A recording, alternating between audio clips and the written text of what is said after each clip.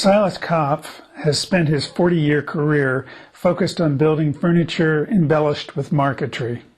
From his shop in a former firehouse in East Hampton, Massachusetts, Kopf can seem to tower over the field of marquetry, sometimes literally, as on this day last summer.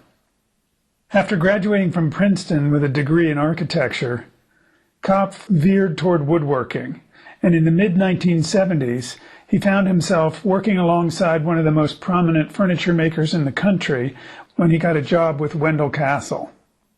While I was working for him, I sort of assessed the field and tried to make some decisions about what furniture I wanted to do.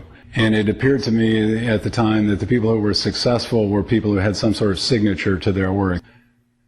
Kopf struck on the idea of doing marquetry after seeing work by French Art Nouveau furniture makers like Louis Majorelle and Émile Gallet.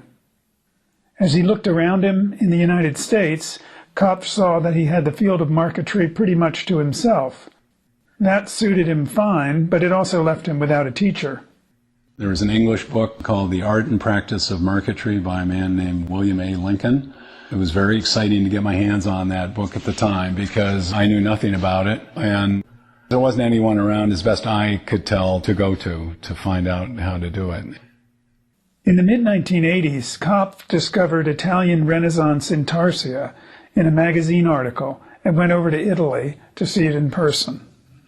Kopf was captivated by the trompe-l'oeil, or fool the eye, tricks of perspective that the 15th century craftsman had mastered, and when he got home, he began pushing his work in that direction. He has used the classic open door illusion many times since. A few years after his Italian adventure, Kopf spent several months studying marquetry at the École Boulle, a school in Paris where traditional woodworking skills are taught. There, he learned to use a chevalet, a hand-powered saw that enables you to cut a stack of identical pieces simultaneously.